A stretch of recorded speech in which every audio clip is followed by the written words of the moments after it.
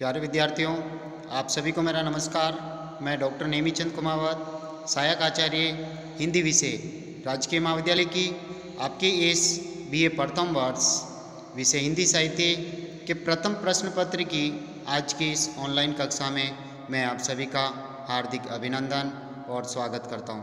प्यारे विद्यार्थियों, यूनिवर्सिटी के द्वारा जो आपका पाठ्यक्रम निर्धारित किया गया है उसमें प्रथम प्रश्न पत्र में एक पाठ्यपुस्तक लगी हुई है प्राचीन काव्य के नाम से।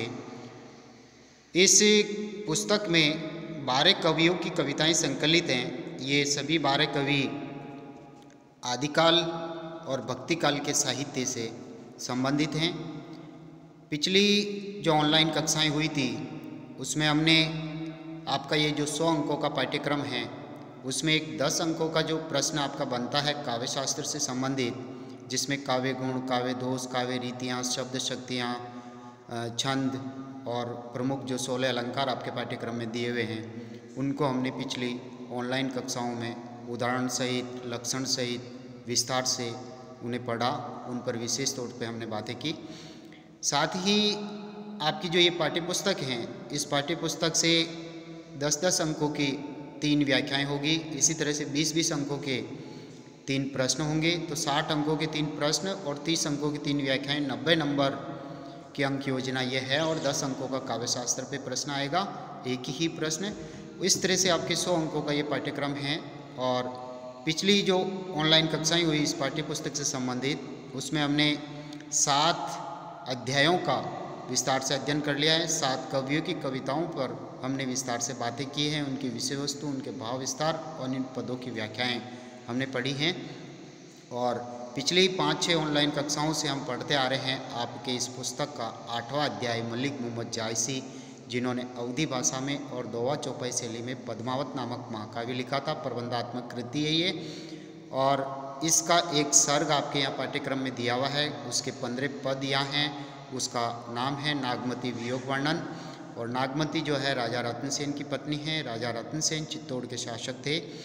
और हीरामन तोता द्वारा पद्मावती के रूप सौंदर्य का वर्णन करने से हीरामन तोते के द्वारा, और फिर राजा रत्न सेन पद्मावती के रूप सौंदर्य पर मोहित होकर के उसको लेने के लिए चल पड़ते हैं। और पीछे जो नागमती रहती है उसकी वियोग वेदना को विषय बना करके मलिक मोहम्मद जायसी ने ये नागमती वियोग वर्णन खंड लिखा।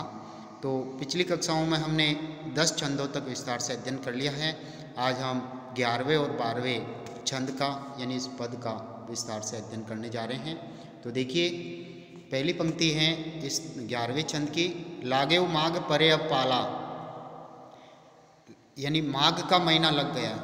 जो विक्रम संवत चलता है, चैत्र, वैशाख, ज्येष्ठ, आषाढ़, श्रावण, भाद्रपद, आश्विन, कार्तिक, मार्गशीर्ष, पौष, माघ, फाल्गुन, इस तरह से ये महीने। तो अब माघ का महीना लगा हुआ है और अत्यधिक सर्दी और शीत लहर के कारण फसलों पर पाला पड़ रहा है, ऐसी स्थिति हो गई है। यानी अत्यधिक ठंड, दिन छोटे हो रहे हैं, रातें बड़ी हो रही हैं। तो माघ के महीने में फसलों पे पाला पड़ रहा है। विरह काल भयो जड़ काला, नागमती यहाँ कह रही है कि ये विरह काल जो है, वियोग वेदना का, प्रियतम से बिछुड़ने का जो ये समय है, वियोग वेदना मुझे सता रही है और ये मेरे जीवन में काल बन के आया, मृत्यु बन के आया जो मुझे ग्रस रहा है। यानी जाड़े का जो समय है वह यह है विरह काल जैसा प्रतीत हो रहा है, जड़ काला, यानी जाड़े का समय विरह काल जैसा प्रतीत हो रहा है। पहल पहल तन रुई झाँपे, यानी पहल पहल का तात्पर्य हम आगे बढ़ करके जितना अधिक रुई ऊनी वस्त्रों से हम जितना अपने शरीर को ढकेंगे, इस शीत से बचने के लिए, शरद ऋतु से बचने के लिए, इस माघ के महीने की सर्दी से बचने के लिए, हैरी हैरी अधिको हिये काँपे, उतना ही अधिक इस सर्दी की ऋतु से हमारा हृदय काँपने लग जाता है। यानी सर्दी से हम बचाव करने के लिए ऊनी वस्त्रों का प्रयोग करते हैं, लेकिन जितना प्रयोग करेंगे उतनी अधिक ठंड हमें लगती रहेगी। अगली जो तीसरी पंक्ति है, देखिए, अगली तीसरी पंक्ति में कवि कह रहे हैं, आय सूर होई तपुरे नहा। नागमती यहाँ कह रही है कि हे प्रियतम, इस माघ के महीने की इस तेज ठिठुराने वाली, पाला पड़ने वाली इस सर्दी से मेरा तभी बचाव हो सकता है, इस हृदय की कंपन तभी दूर हो सकती है कि आप सूर्य के रूप में आकर के, सूर्यन सूर्य अर्थात आप सूर्य बन करके तपो यानी ताप, आप सूर्य की तरह आप तपो रे नहा नायन स्वामी, हे नाथ, हे प्रियतम, आप सूर्य की भांति आकर के जब तेज रूप में तपोगे तभी इस सर्दी की ऋतु से मुझे छुटकारा मिल पाएगा। तोय बिनु जाड़ ने छूटे महायन, इस माघ के महीने की ये जाड़े की ठंड, ठिठुराने वाली, कम कपाने वाली ये ठंड जिसमें पाला पड़ता है, फसलें नष्ट हो जाती है, तो एक तरह से मनुष्य भी इस सर्दी की ऋतु से बचने के लिए तरह तरह के रुई से बुने हुए वस्त्रों को पहनता है, लेकिन जितना अधिक पहनेगा उतनी अधिक ठंड लगेगी, उसका हृदय कांपता रहेगा। तो हे प्रभु, हे प्रियतम, आप जब सूर्य बन करके तपोगे तभी इस जाड़े की ऋतु से मुझे छुटकारा मिल पाएगा, जाड़े की इस ठंड से मुझे छुटकारा मिलेगा। आप जब तक नहीं आएंगे तब तक ये सर्दी मुझे इसी तरह से कंपाती रखेगी, ठिठुराती हुई रखेगी। ऐ महा उपजे रसमूल, और इसी तेज महीने, इसी सर्दी की तेज ऋतु में, यानी कहने का तात्पर्य माघ महीने की तेज ठंड में ही रस का मूल, यानी श्रृंगार रस का जो मूल है कामदेव, वही जन्म लेता है, जो एक स्त्री की वियोग की पीड़ा को और अधिक सताता है और अधिक उसे तंग करता है। प्रियतम के बिना फिर एक वियोगिनी स्त्री के लिए जीवन जीना मुश्किल हो जाता है। तू सो भोर मोर यौवन फूल, नागमती यहाँ कह रही है कि मेरा यौवन रूपी फूल जो है उसके ऊपर उसका पुष्प रस का मकरंद पान करने वाले आप भ्रमर हैं। हे प्रियतम, आप भ्रमर की भांति आइए और मेरा यौवन रूपी जो ये फूल खिला हुआ है, यौवन रूपी जो मेरा ये जीवन रूपी फूल खिला हुआ है, इस फूल का तुम मकरंद पान करो, शहद पान करो। नैन चुवई जस महावट नीरू, माघ के महीने में जो वर्षा होती है उसे भूगोल की दृष्टि से महावट कहा जाता है, जो फसलों के लिए अच्छी होती है। तो ये महावट एक तरह से जड़ी लग जाती है इसकी, जिस तरह से ये महावट का जल गिर रहा है, वर्षा हो रही है। नागमती कह रही है कि हे प्रभु, हे प्रियतम, आपके वियोग में मैं रुदन कर रही हूँ, रो रही हूँ, तो मेरे नेत्रों से अश्रुधारा इस तरह से प्रवाहित हो रही है कि मानो महावट हो रही है, माघ के महीने की वर्षा हो रही है।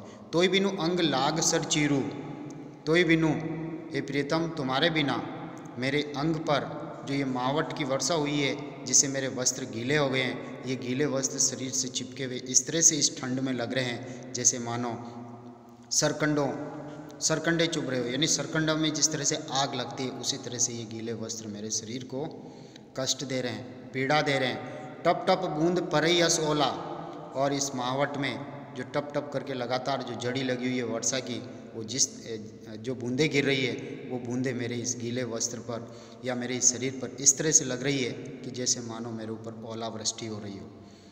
वीरे पवन होई मारे झोला, और इतना ही नहीं, न केवल महावट हो रही है, न केवल महावट की भांति जो बूंदें गिर रही है वो एक तरह से ओले के रूप में गिर रही है और पाला गिर रहा है, साथ ही ठंडी शीत लहर चल रही है तो वो झोंके लगा रही है। गीले वस्त्र वैसे ही है मेरे, वर्षा में भीग चुकी हूँ मैं, और वर्षा क्या, एक तरह से आंसू की जो जड़ी लगी हुई है, अश्रुधारा प्रवाहित हो रही है, उससे मेरे वस्त्र भी गीले हो गए, और साथ ही शीतलहर जो है, शीतलहर के झोंके आ रहे हैं, जिससे मेरा हृदय अधिक कँपा रहा है। अत्यधिक ठिठुरन से मैं कष्ट भोग रही हूँ। कई के श्रृंगार को पहिरू पटोरा, पटोरा यानी वस्त्र, पहिरू यानी पहनूँ, कई के श्रृंगार अर्थात मैं किसके लिए श्रृंगार करूं, किसके लिए सजूं, किसके लिए सोले श्रृंगार करूं, क्योंकि मुझे देखने वाला प्रियतम यहाँ नहीं है, तो मैं क्यों श्रृंगार करूं, क्यों अपने आप को सजाऊं, और क्यों उन्हीं अच्छे अच्छे रेशमी वस्त्रों का मैं उपयोग करूं। गिवने हार, और गर्दन में हार नहीं है, यानी एक तरह से आभूषण मैंने धारण नहीं कर रखे हैं।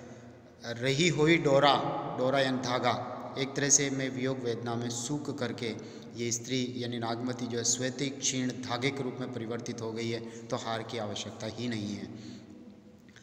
तुम बिनु कांपे धनी हिया, हे प्रियतम, तुम्हारे बिना इस माघ के महीने की तेज ठिठुराने वाली सर्दी में मेरा हृदय कांप रहा है।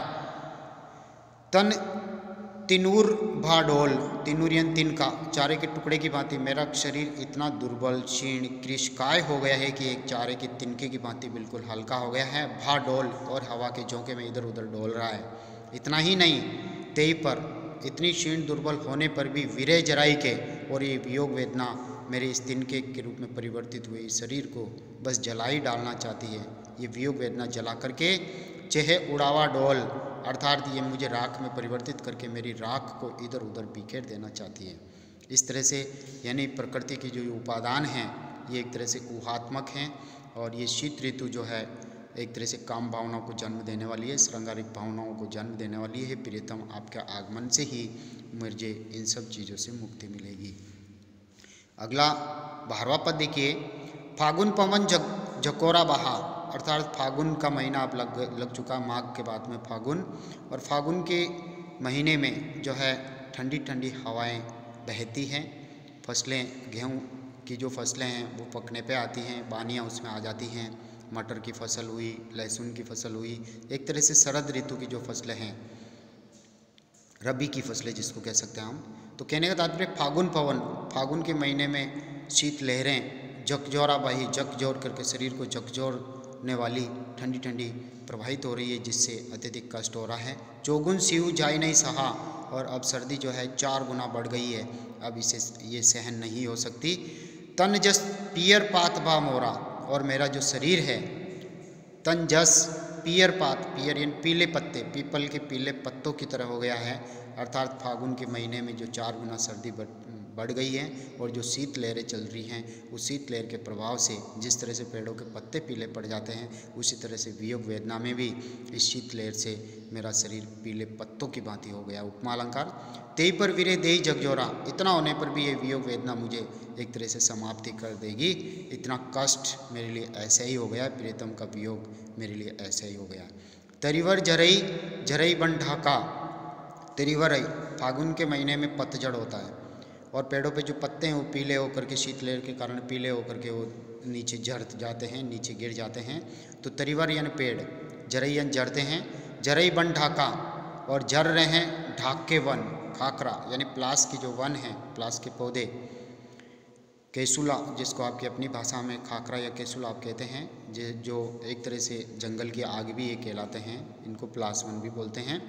तो इनके पत्ते भी झड़ रहे हैं। भई औनत फूली फरी शाखा, और ये एक तरह से पत्तों रहित होकर के पुनः इनमें वसंत ऋतु का आगमन, चैत्र वैशाख, और उसमें नई नई कोंपलों का आगमन होने लग जाता है, लालिमा युक्त कोंपलें आती है। पत्तों रहित होने के उपरांत फूली फरी शाखाएँ यानी पुनः शाखाएँ जो है पत्तों युक्त होती हैं, धीरे धीरे उनमें पुष्पों का और फलों का आगमन होने वाला है। तो प्रकृति में परिवर्तन हो रहा है, लेकिन मेरे जीवन में कोई परिवर्तन नहीं। वनस्पति जो है अपने पुराने बाने को, पुराने वस्त्रों को पत्तों के रूप में उतार के फेंक दिए और उसने नए वस्त्र धारण कर लिए, नए कोंपलों के रूप में, और उसका अब श्रृंगार हो रहा है और बसंत ऋतु का आगमन होने वाला है। लेकिन वनस्पति एक तरह से आनंदित हो रही है। करई वनस्पति ही हुलासु, और ये वनस्पति जो है नए नए पल्लव कोंपलों से, पत्तों से युक्त होकर के आनंद में है। मौके भा जगदून उदासु, लेकिन मेरे लिए जीवन में कोई परिवर्तन नहीं हो रहा है। मेरे लिए तो ये जो संसार है, जग यानी संसार, दून यानी दुगुना उदास हो गया। मेरे लिए तो ये संसार दुगुना उदास है, क्योंकि मेरे जीवन में कोई खुशियाँ नहीं है, कोई आनंद नहीं है, कोई आमोद प्रमोद नहीं है। बिना प्रियतम के मुझे ये जीवन नीरस लगता है। फागु करे सब चाचरी जोरी, फागु यानी इस फागुन के महीने में मेरी सारी सखियाँ जो चाचर गीत जोड़ जोड़ करके फाग के गीत गा रही है, फागुनी महीने की गीत गा रही है। मोहितन लाई, लाई यानी आग लगना, और मेरे शरीर में तो वियोग वेदना की आग लगी है। दिन जस हो रही, दिन अर्थात मेरे शरीर में तो इस वियोग वेदना ने इस तरह से आग लगा दी है जिस तरह से होलिका का दहन हो रहा हो। दिन जस जसियन जैसे हो रही है होलिका, तो यहाँ उदाहरण अलंकार है। होली की तरह इस वियोग वेदना में मेरा शरीर जल रहा है। जो पे पीऊ जरत अस्पावा, यदि मेरे प्रियतम को इतना होने पर भी वियोग वेदना में होली की तरह जलते हुए भी यदि प्रियतम को अच्छा लगता है, तो यहाँ नागमती कह रही कि प्रिय को इस तरह से जो पे पीऊ जरत, जरते जलते हुए अस्पावा, यदि मेरे प्रियतम मुझे इसी तरह से जलता हुए पाना चाहते हैं, तो जरत मरत मोई रोष ने आवा, तो इस तरह से वियोग वेदना में जलते हुए और मृत्यु को प्राप्त होते हुए मुझे रोष यानी गुस्सा नहीं आएगा। मुझे इस तरह से जल करके मरने में गुस्सा नहीं आएगा। राति दिवस बस ये है जीव मोरे, अर्थात रात और दिन बस मेरे हृदय में एक ही बात है। लगो निहोर, अर्थात लगो यानी लग जाऊं, निहोर यानी बिल्कुल निकट आपके पास, कोमल हृदय पर। कंत अब तोरे, कंत्यन स्वामी तोरे तुम्हारे, अर्थात हे प्रियतम रात और दिन बस मेरे मन में एक ही भावना है, एक ही इच्छा है कि बस आप जल्दी से आ जाएं और आपके कोमल हृदय से मैं चिपक जाऊं, ताकि मेरा जीवन उद्धार हो जाए, मेरे जीवन का उद्धार हो जाए। एक भारतीय नारी जो है अपने आदर्श पत्नी पतिव्रता धर्म का पालन करते हुए वो अपने प्रीतम का सानिध्य चाहती हैं, प्रीतम की संगिनी बनकर के जीवन को जीना चाहती हैं। अंतिम दोहे को देखिए, ये तन जारो छार के, नागवती यहाँ अपने प्रीतम से कह रही है कि मैं इस शरीर को जला करके राख में परिवर्तित कर दूं, मेरे हृदय में ये इच्छा है, कहो कि पवन उड़ाओ।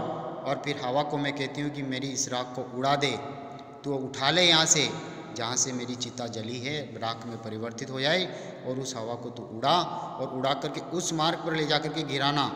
मकु तेई मार्ग उड़ी परे, मकुयन मुझे तेईयन उस मार्गयन मार्ग उड़ी परेयन उड़ जाना, अर्थात मेरे को उस मार्ग पर ले जा करके तू गिराना।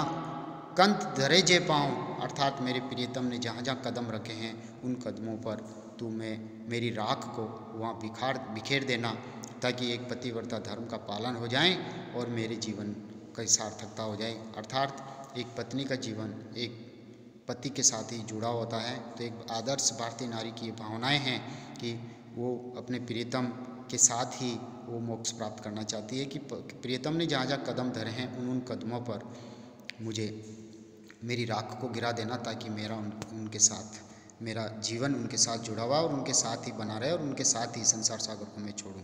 तो प्यारे विद्यार्थियों, आज हमने 11वें और 12वें पद का अध्ययन किया है, और अगली जो ऑनलाइन कक्षा होगी उस ऑनलाइन कक्षा में हम आपके शेष 3 पद बचे हुए हैं, 13, 14 और 15, बिना किसी भूमिका के साथ इसी 12वें पद के आगे क्रम को जारी रखते हुए हम आगामी तीनों पदों का एक साथ अध्ययन करेंगे। तो तब तक के लिए आपको बहुत बहुत धन्यवाद। यदि आप पहली बार कोई विद्यार्थी इन वीडियोज को यूट्यूब चैनल पर देख रहा है, या यूट्यूब चैनल पर जो लिंक है प्लेलिस्टें जो विषयवार बनाई हुई है उनको पहली बार देख रहा है, तो वो इस लाइक ज़रूर करें, चैनल को सब्सक्राइब जरूर करें। सब्सक्राइब करने पर ही उनकी विद्यार्थी की यानी महाविद्यालय में उपस्थिति सुनिश्चित हो सकेगी। प्यारे विद्यार्थियों, अगली ऑनलाइन कक्षा के लिए धन्यवाद। जय हिंद, जय भारत,